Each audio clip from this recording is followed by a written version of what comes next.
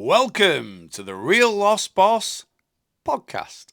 Hello, welcome to episode 22 of the Real Lost Boss podcast.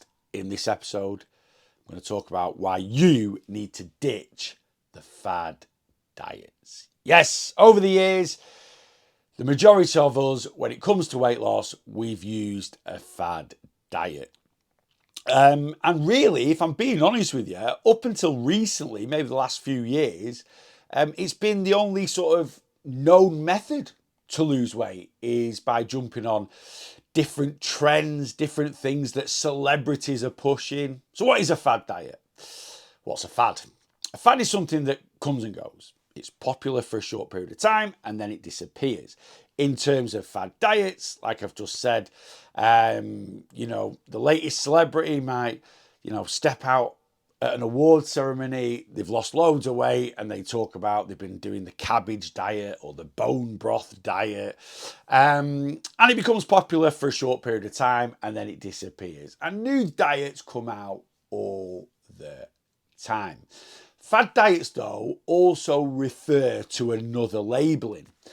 Because obviously there's been a lot of fad diets, or there are a lot of fad diets that have been around for years and years and years, and they're still here. And another way we can look at a fad diet is that it's not the diet that's the fad, it's the fact that it comes and goes in and out of your lifestyle very quickly. Why? Because most or pretty much all fad diets are unsustainable. You aren't going to stick to them long enough to get anywhere near your weight loss goal. Now, I've not labelled them a fad diet. Society has, and if you Google fad diet, it'll bring up a massive list. So let's talk about a few different fad diets. The number one in the UK, the most popular weight loss method in the UK, and I can guarantee most of you watching or listening to this podcast will have tried it.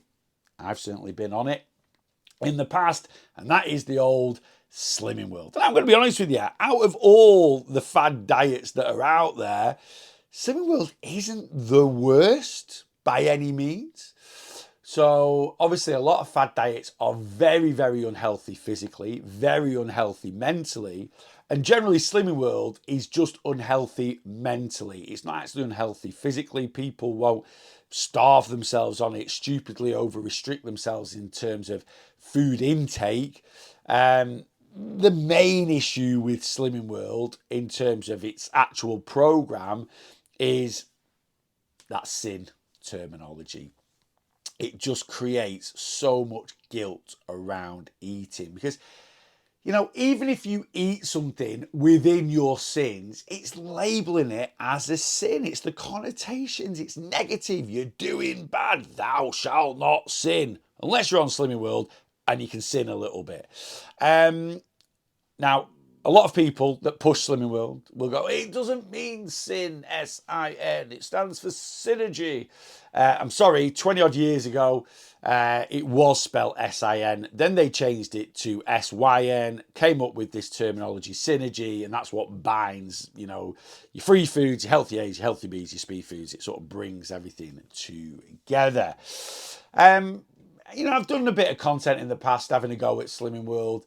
And I'll always get people jumping on, saying, my auntie, uncles, cousins, neighbours, hamster lost 5 stone on Slimming World. It's amazing. I'm not saying you won't lose weight on it. I'll touch on that a bit more further into this podcast. But yeah, it's very, very unhealthy mentally. It creates a lot of guilt around eating, which in turn creates disordered eating.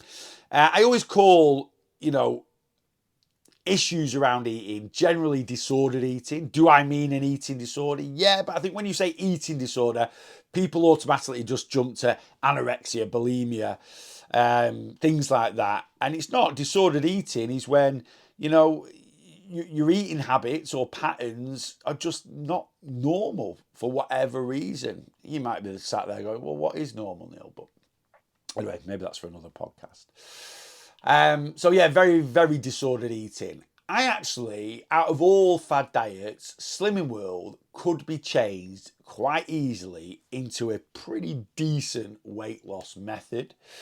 My main issues with Slimming World is the actual regime of Slimming World, or as it were, or the corporation. It's business centered first and person centered last. And when you're dealing with people's lives and health, it has to be person centered first and business centered last. And I think with anything, if you make it person centered first, the business side of it will take care of itself. But no, Slimming World, they want you to fail. They want you to keep coming back. They want you to keep spending £5 every week. They want a lack of education around weight loss because they want people to think it's the magic of Slimming World that's causing weight loss other than it actually being a calorie deficit. So, yeah. Now, I just said then, Slimming World's on the cusp. It could be changed quite easily into a much more healthier weight loss method. Now, I'm recording this podcast. This is just for kind of patent sakes, just in case after this time and date, Slimming World start implementing some of my ideas. You never know. I want to cut if you do. So yeah, this podcast has been recorded on Wednesday, the 7th of February, 2024 at 5:06, time stamped. Yeah, if you literally changed that word sin to treat, there's nothing wrong with having a treat. Get a lot of people going, no, treats are for dogs. No, they're not. Treats are for us as well. There's nothing wrong with having a treat. You know, if I've done well with my calories all week, I will treat myself to a takeaway. If I've got a little bit of spare cash at the end of the month, or if I've, just been paid, I might treat myself to a new hoodie or a new pair of trainers. We try and treat ourselves to a couple of holidays twice a year. Nothing wrong with having a treat. So if you sort of had the mentality, I've done well all day, I'm on the couch, I'm chilling my beans, I'm watching, a bit of Netflix, and I'm going to have a treat. And that treat is going to be a Mars bar or a bag of crisps or both, because that's something else I'd change. I would change how restrictive sins are or treats are. I would make it so people have got a bit more flexibility and food freedom by increasing treats, and I would also make treats weekly, not daily. I know a lot of people do this actually with their current sins, but instead of having 20 sins a day, why not have 140 sins a week? So if you want to have a pizza that is 40 sins or 50 sins or 60 sins, you can bank sins throughout the week and spend them all in one go, and that would give you a lot more flexibility with your eating. Now, something I do actually like about Slimming World is the community side of things. I think community is extremely important when it comes to achieving anything. A support network. A good business will work around a good community, a good support network, a good structure. Likewise, people that do well at school because it's got a good community, it's a good school, people enjoy going. Same with universities, things like that. Teams do very well or are very well supported because there's just a great community around that club. I'm a massive football fan, and I absolutely love the way people support different football clubs, and I think it's important. It brings people together, and I think weight loss, more than anything, you need a support network. You need, guidance, helping hands, and that's why I've created the Real Lost Boss community. And I'm not going to lie, part of me creating this community was around kind of the community of Slimming World, because I love the fact there's so many groups on Facebook. People are supporting each other. I love the fact that you pick your best mate up and you go and see Babs on a Thursday night 7:30 and have your weigh in and then go for a glass of wine or a McDonald's afterwards, because it gives you, an excuse to get out of the house for a couple of hours and see your best friend. And I think that's why people are so passionate about Slimming World. I don't think it's anything to do with Slimming World. It's certainly not to do with Slimming World success stories in terms of weight loss, because in all honesty, there aren't that many. It is the fact that, people go to the meetings with the best mate. They might have met their best mate at a meeting. They, in all honesty, some people will have met their partners and had kids with their partners, from going to Slimming World. So yeah, I love the community side of things, and that is why, like I say, I've always been focused on creating this Real Lost Boss community, which you can join for just £5 for your first month using code WELCOME. And we have a network now, a community of over 400 people. And the more people that join it, the better it gets. Slimming World, I think, has something like 100,000 plus members. So again, no wonder it's got a very good sort of community spirit around it. So yeah, I don't want people to think I'm anti, and I'm not anti against anyone that currently goes to Slimming World at all. It's more, how it affects people mentally, the disordered eating it creates, the guilt it creates. And I also, hate the fact that it is business centered first and person centered last, which it just shouldn't be like that.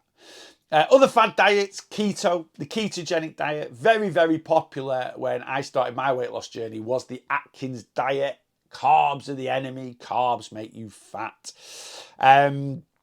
Yeah, that was a real popular one. Now, Atkins seemed to disappear quite quickly, but the theory of not eating carbohydrates or carbs making you fat has stood its test of time. And that is actually the most popular weight loss method in the US. We went to the States last year and got talking to one of the barmen in the hotel we stayed at. He was a really nice guy, actually. And in America, they have these hard seltzers everywhere. Now, they have come over to the UK in the last couple of years, but in America, they are everywhere. They're on tap in bars and pubs. Cans of them everywhere. And I sort of said, why are they so popular? And he said, because everyone does keto, right? And obviously, a hard seltzer is literally alcoholic, sugar-free flavoured soda water. Is kind of what it is. It's extremely low in calories. And he said, yeah, it's because everyone does keto. And we were in San Diego, the hotel we were in was San Diego, and California is very kind of health conscious in a way, in terms of, out of a lot of the states in the US. So yeah, everyone does keto. So the hard seltzers are very, very popular. Over there. Other fad diets, one that sticks in my memory because I tried it a few times was Slim Fast. Still about, still everywhere, all over Home Bargains if you go to Home Bargains. And the Slim Fast shake, 200 calorie shake for breakfast, 200 calorie shake for lunch. And then a healthy balanced tea of about 400-500 calories. Starvation mode, basically. And one that is mega popular at the moment is intermittent fasting. So intermittent fasting is basically having an eating window. The most popular one is 16-8. So you can eat for 8 hours a day or have an eating window of 8 hours and then you fast for 16 hours. And the most popular time window is 12 p.m. till 8 p.m. And then from 8 p.m. in the evening to 12 p.m. the next day, you don't consume anything. Now, the problem with a lot of these fad diets is the belief that they do something special when it comes to weight loss. So in terms of Slimming World, they kind of make you feel, because you've got your free foods, your healthy A's, your healthy B's, your speed foods, it's this whole concoction, and then sitting food creates the weight loss. In terms of the ketogenic diet, it's putting your body into ketosis. So by not eating carbohydrates, your body still needs carbs. It's an essential macronutrient, and the body will cleverly, when you starve it of carbohydrates, combine proteins and fats to make a type of carbohydrate.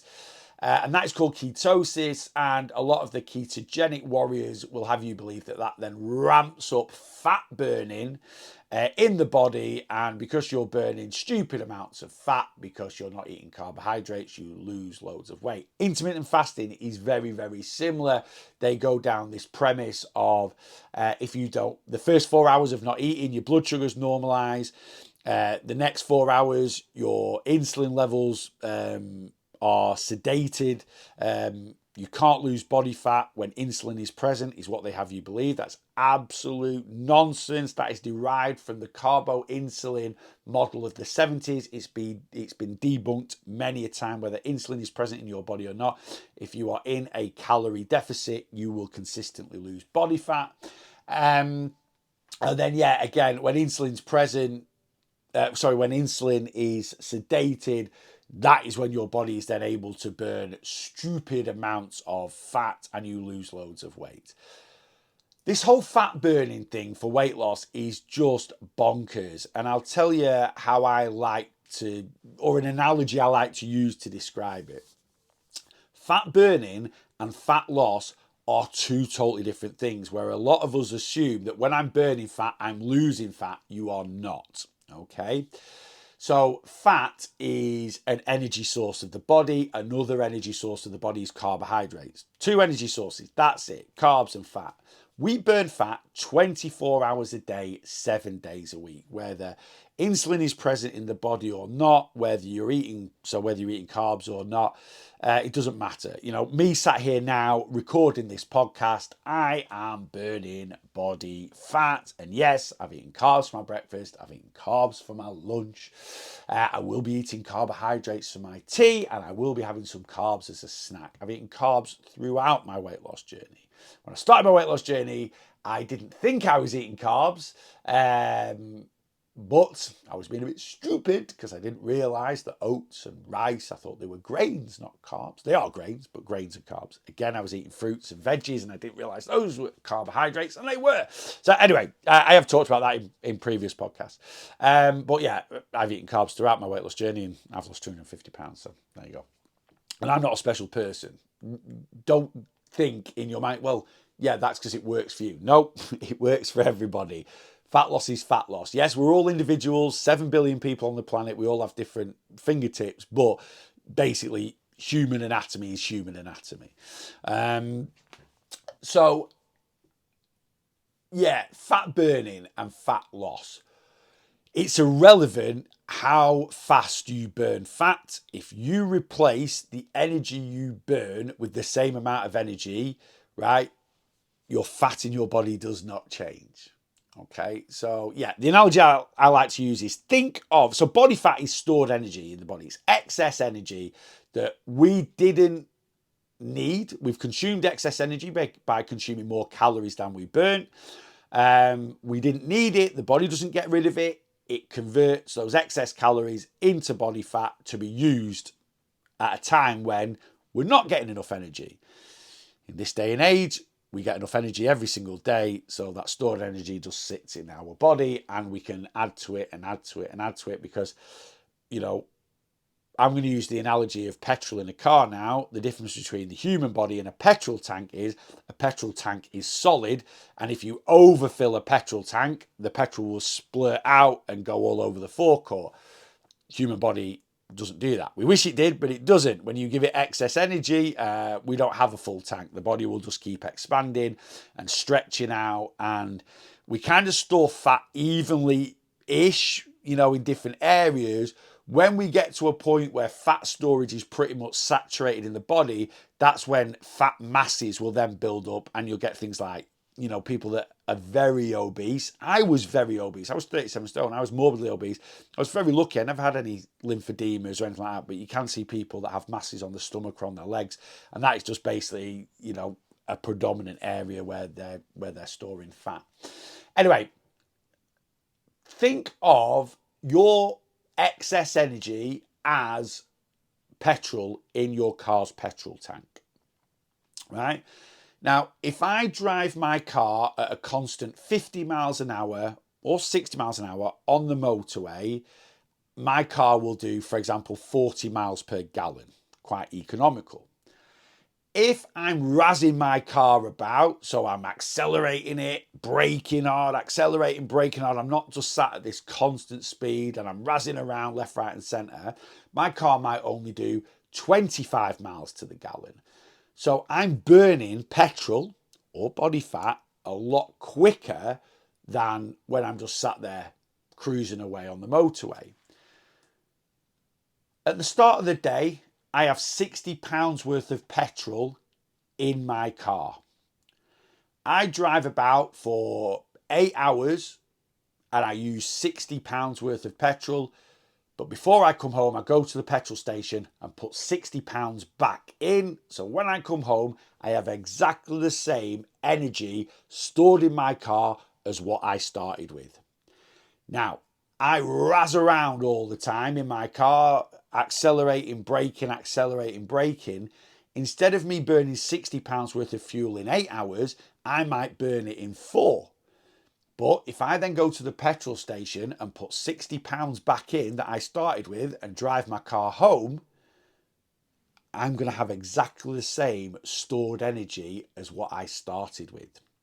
And that's exactly how a calorie deficit works. It doesn't matter how fast I burn fat. If I replace the energy I'm burning with the same amount of energy, so I burn, if I move a lot throughout the day, I might burn 4,000 calories. If I consume 4,000 calories, I'm replacing that energy with the same amount.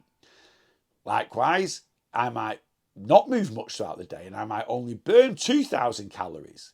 But if I replace it with 2,000 calories, my energy stores are exactly the same. The only way we can reduce energy in the body or reduce energy in that petrol tank, if I want to have less petrol in my tank when I get back home than when I started, then I need to put less than £60 in the tank. So if I start off with 60 quid in my petrol tank, it doesn't matter how fast I burn that fuel. If I go to the petrol station and only put £40 in, when I get home, I have £20 less petrol in my tank. Therefore, I've got less energy than what I started with.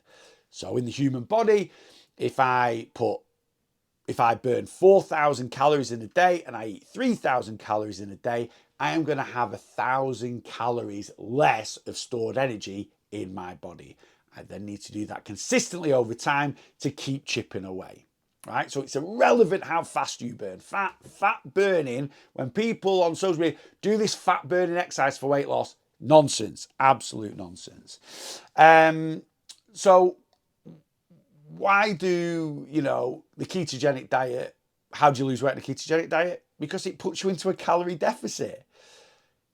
60% of our diet is made up of carbohydrates. That's the average, right? It used to be a lot more years ago when, meat used to be very, very expensive. There used to be a much bigger rich-poor divide in this country. So if you go back 150 years ago,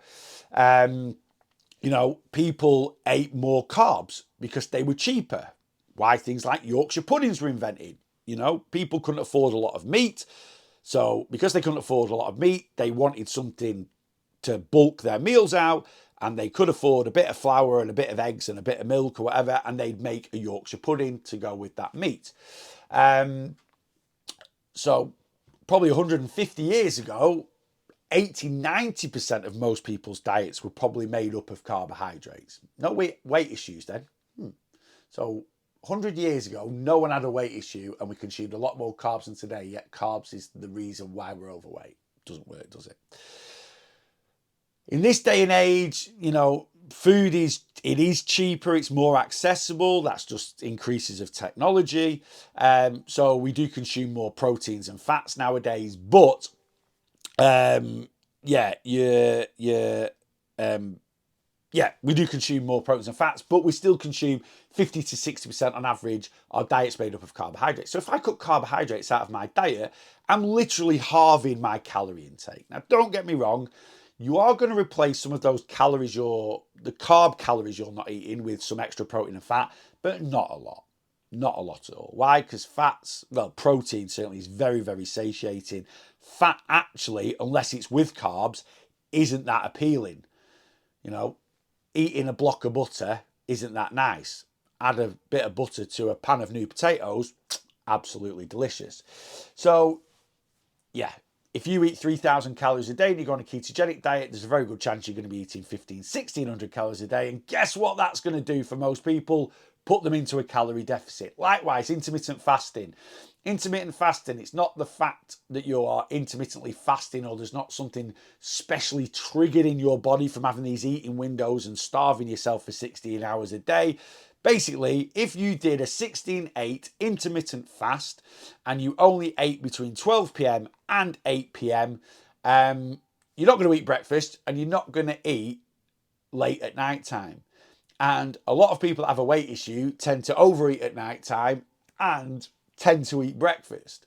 So if you cut those two things out, there's a very good chance you're going to go into a calorie deficit. Also, when you go on to any weight loss method, you also have this mindset of trying to eat healthier, eating better. And again, that's going to reduce your calorie intake. Slim fast, you literally eat 900 calories a day, right? I burn 3,500 calories a day. So if I go onto a diet where I eat 900 calories a day, yeah, I'm going to lose a lot of weight very, very quickly because I am starving myself. All fad diets cause weight loss because they control your energy intake. They control how many calories go into your body. And the certain ways people do it means they'll control their energy better. You know, for example, someone that does OMAD, which is 1 meal a day, which is a type of intermittent fasting where you literally eat between, you tend to pick an hour eating window. So you eat between 5 and 6 at night time.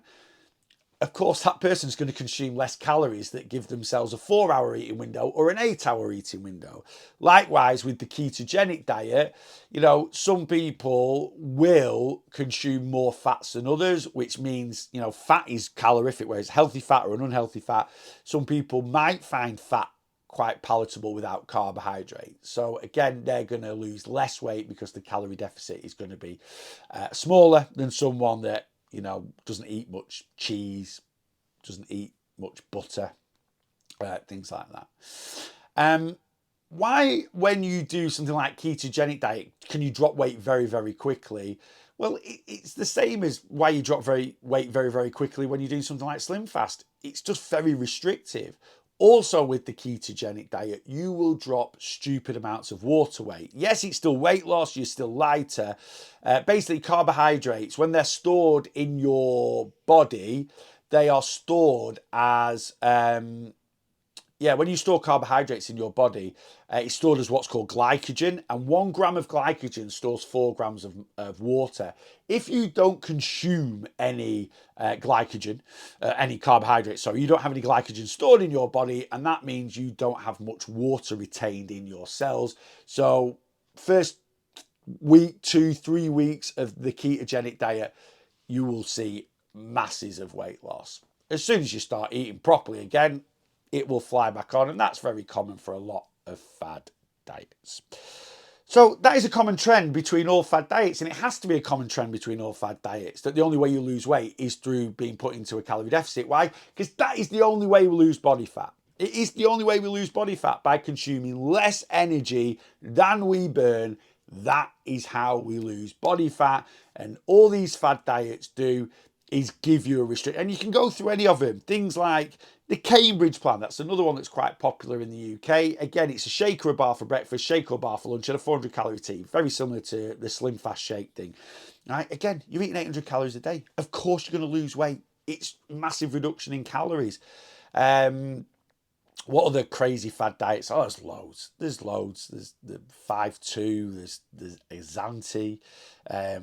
Your juice diets like Herbalife or Juice Plus. Again, just massive restriction in calories, and that is what causes, the weight loss. That's it. Now, what other trends, what other big trends do fad diets have, which is why we struggle to stick to them? And the biggest one is over restriction. That is the biggest one. It's over restriction in our eating. And that over restriction leads to unsustainability. So let's look at Slimming World, for instance. Slimming World, very tight on sins, and that is going to lead, you're going to struggle to build life into the Slimming World plan. When you've got a party on Saturday night, when you've got a birthday, when you've got a meal out, when you want to have a takeaway with the kids. And that over restriction, over time, and for some people it's 2-3 weeks down the line, for some people it's a few months down the line, but eventually that over restriction will make that diet become unsustainable. Very, very common, like going on holiday. And there's no flexibility. There's no flexibility. Don't get me wrong, I never went on holiday when I went to Slimming World. So, and all consultants at Slimming World will have different ways of coaching, I suppose. But, when my clients go away on holiday, I teach them to have a weight loss break. I don't know any fad diet that teaches you how to implement a weight loss break, or how to teach you how to implement general life into your weight loss, because that's how you have a successful weight loss journey. If you try and live life or lose weight, you're gonna kind of fail at both if you're choosing one or the other, right? You need to implement your weight loss journey into your life. And that means that every now and then you're going to have to take a little weight loss break. Every now and then you're going to have to consume a few more calories than you would do normally. The ketogenic diet, it's rigid. You can't have carbohydrates. So once on your birthday, you want to have a piece of birthday cake, you can't have it. The intermittent fasting diet, where you can't eat before 12 p.m. or after 8 p.m. What do? Do you lie in bed and, you've had a tough week, so your partner says you can have a bit of a lie-in, and then next thing your kids bring you breakfast in bed, a couple of crumpets and a cup of tea. What are you going to say? No, sorry, I can't eat that. I'm intermittent fasting. No, you're going to have crumpets and tea in bed with your kids. It's part of life, right? So, yeah, all fad diets are overly restricted. You go through all of them. Slim Fast, 900 calories a day. Now, I promote calorie tracking, calorie counting. Why? Because it's the only thing that causes weight loss. It's a common trend between all fad diets. So why don't we understand the basics of how they work, right? Why don't we understand the basics? I burn 3,000 calories a day. If I go onto the ketogenic diet, I'm going to eat 15 to 1,600. Likewise, I burn 3,000 calories a day. If I'm going to go onto the Slim Fast diet, I'm going to consume 900 calories. And the fat loss or weight loss is being created because of the energy balance, right? I'm consuming this amount of energy, I'm burning this amount of energy. And just like I said before, in terms of reducing energy in your petrol tank, you're going to reduce fat stores in your body. Weight loss takes time. We have to accept that. I covered that in the previous podcast about patience is a virtue. And the mentality is that you should go in to your journey with is however many pounds you've got to lose, that's how many weeks it's going to take you. Now, that might sound a little bit overwhelming for some of you, but it only really becomes, or it feels overwhelming because we're used to fad diet mentality. You're literally like, right, so I can only have a shake for my breakfast and a shake. You've got 100 pounds to lose. It's 100 weeks. And I'm going to do that by doing Slim Fast. So for 100 weeks, I've got to have a shake for my breakfast, a shake for my lunch, and a 400 calorie tea. Well, what do I do when it's Christmas? What do I do when it's my kids' birthdays? What do I do when I'm going to Tenerife for a week all inclusive? Doesn't work, does it? Likewise, it's the same with Slimming World. How do I fit my sins into this and that and the other? Same with ketogenic diet. When I'm having my Christmas dinner, does that mean I can't have my stuffing and my roast potatoes and my Yorkshire pudding because it's carbohydrates? So our weight loss method that we have to use has to fit into our everyday life. It shouldn't exclude foods, right? It shouldn't exclude periods of time where you might gain a little bit of weight back, i.e. Christmas. It should only be a little bit. Christmas has just gone now. I gained 8.8 pounds.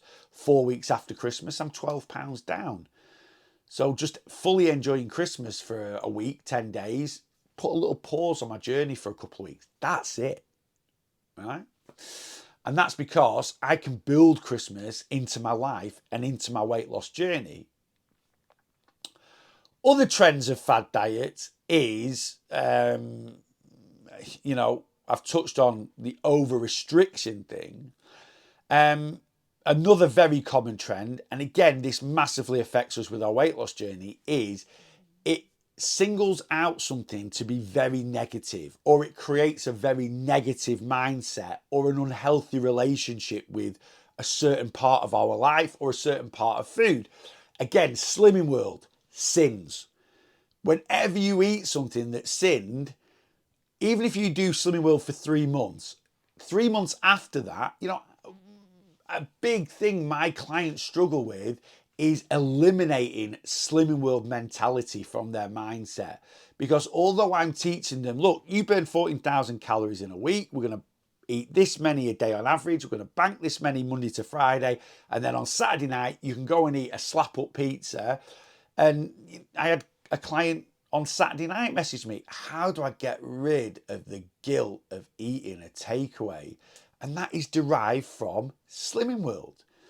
If you do the ketogenic diet and you lose weight on it, which you will, I've already touched on that, when you come off it, every time you eat carbs, you're going to feel they're making you fat. You're going to feel guilty eating carbohydrates. Likewise, if you do intermittent fasting and then you stop intermittent fasting, every time you eat at 9 p.m. at night time, you're going to think this is gaining you weight. It's just a really toxic mentality. And to have a successful weight loss journey, it isn't just about going into a calorie deficit. It's about changing our mindset. It's about a lifestyle change, of course it is. And part of that lifestyle change is creating healthy relationships with food, healthy relationships with weight loss, understanding that, if I have a higher calorie weekend for whatever reason, I've not blown my journey. If I eat carbs, I've not blown my journey. If I eat at 9 p.m. at night, I've not blown my journey. If I eat 18 sins in a day instead of 12, I've not ruined my journey. And so many of us, when we strive for this perfection. And again, another common trend with a fad diet. Because it has a very big lack of flexibility, I sort of describe it as most fad diets, or all fad diets, put you in a food or diet jail. And anyone that's in a jail doesn't want to be there. They want to get out.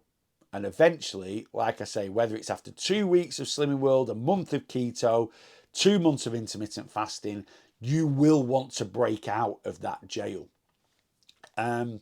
So we've got to step away. We have got to step away. And you never ever, I'll be honest with you, are there some people out there that have had a successful weight loss journey doing keto? There will be the odd one. Because if a fad diet has been around for a good period of time, it means there has been the odd success case. And there will be some very random, slightly strange and weird people out there that are quite happy to live their life without bread. Not many of us, but there will be the odd one. Likewise, other people where the regime of Slimming World, I've spoke to a few people actually that have lost a good amount of weight on Slimming World and maintained it. And I'll be honest with you, they don't do Slimming World. They have manipulated Slimming World into something that fits in with their lifestyle. When I first spoke to someone about 3 years ago in the gym, and they'd lost 6 stone on Slimming World. They'd maintained it for 4 years. And I chatted to them quite a lot about it. And when we got into the nitty gritty of it, they were doing what I've talked about, where I said I could improve Slimming World. They weren't sticking to daily sins. They were sticking to weekly sins. They found that I think they were given 12 sins a day, and they upped it themselves to 20. They were like, well, I went back to Slim World 3 or 4 times and I kept getting these 12 sins and I couldn't stick to it. And, when I worked it out previously before doing Slim World, I was probably having 50 sins a day. So I kind of met myself in the middle, 20 sins a day, and then they gave themselves 140 over a week. Likewise, they weren't going and weighing themselves with Slimming World. They were using some of their recipes. They weren't really, fixated on the free food thing. It was more around the sin value, and that allowed them to control high calorie, high palatable foods without going to too much of an extreme, without having too much restriction. So they didn't quite admit it to me, but basically they've lost their weight with a little bit of, what's the word? Yeah, kind of flexible Slimming World, if that makes sense. When I say that, you can do flexible intermittent fasting. You know, you might have an eating window that's 12 p.m. till 8 p.m., but on a Saturday, because you want to go out for a meal with your partner and then for a few drinks, or you're going to, you know, your auntie's 50th at your local, you know, village hall or something like that, and you know you're going to be drinking, consuming calories till midnight. On that day, you might do your your 8-hour eating window from 4 p.m. till midnight. But that isn't intermittent fasting. If you're manipulating any fad diet to suit your lifestyle, you're not doing that fad diet, if that kind of makes sense. So, step away from the fad diets. I've tried loads of them. And a fad diet doesn't have to be a diet with a name, really, if I'm being honest with you. If you're currently decided to give calorie counting a go, going to the root source of what weight loss, fat loss is energy in, energy out, and consuming less calories than you burn. You know, if you're eating 1,000 calories a day, for 99.9% of adults, that is way too restrictive, and calorie counting will become a fad. It will come in and out, or it will go out of your life pretty much as soon as it's come in. Again, you might be eating a healthy amount of calories a day, 2,000 calories a day. But if you're sticking to a set amount of calories a day, rather than having that little bit of flexibility, some days eating a bit less, some days eating a bit more, which is more normalized eating, because trust me, people that don't have a weight issue don't eat the same amount of calories every day. Some days they eat less, some days they eat more. They just do it subconsciously. I can't do it subconsciously. I need a management tool to help me do that. That's why I track my calories. But if you're doing, you know, 2,000 calories a day, 2,000 on a Monday, Tuesday might be absolutely fine.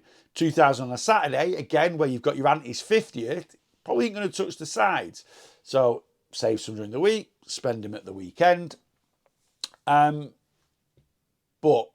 yeah, step away from the fad diets. You are going to struggle. You really, really are. And stop blaming yourself. If you've gone back to Slimming World 20 times and every time you've gone back, you've lost some weight, and this is how it hooks you. Yeah, but I lose weight when I stick to it. Of course you do. As I've already said in this podcast, you lose weight sticking to any fad diet out there. Why? Because it gives you the tools to consume less energy than you're burning for most people. It's that sustainability factor. It's how long is it going to stay in your life for? And what's it teaching you that is new? Now, I might have mentioned this on a previous podcast. I definitely will have done. But any weight loss method you're currently doing at the moment, just ask yourself this question. I'm doing it today. Am I still going to be happy doing it in 6 months, 12 months, 3 years, 4 years' time? I'm not saying you're going to be losing weight in 4 years' time, but the method or the lifestyle change you're taking, are you still going to be sinning food in 4 years' time?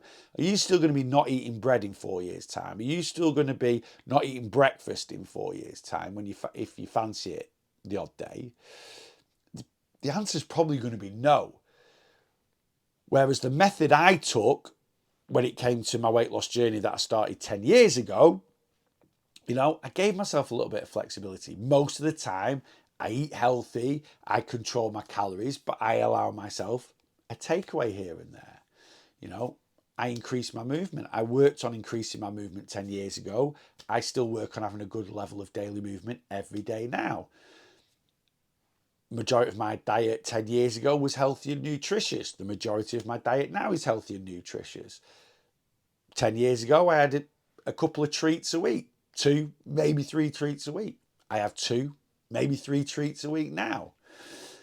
10 years ago, I started doing a bit of regular exercise. Today, I started doing a bit of regular exercise. 10 years ago, I cut out pretty much all my... I'm not saying you need to do this. And people always say, what about tea and coffee? I've never drunk tea or coffee. It's nothing to do with weight loss. I just never have. But I made a thing 10 years ago where I wouldn't take calories in from drinks. And I started drinking mainly water, sugar-free squash, sugar-free pop. The only calories I got from drinks was if I had the odd beer here and there. By the way, I don't class a protein shake as a drink. I actually class it as food. Yeah. So I just cut out my calories, and predominantly drink water. And that's what I do now, 10 years on. Like I say, do I have some sugar-free squash? Yeah. Do I have a sugar-free can of pop to mix up? Of course I do. Do I still have the odd beer? Yeah. But, I went from drinking 3 or 4 pints of full fat Ribena a day to, like I say, just drinking water or sugar-free cordial.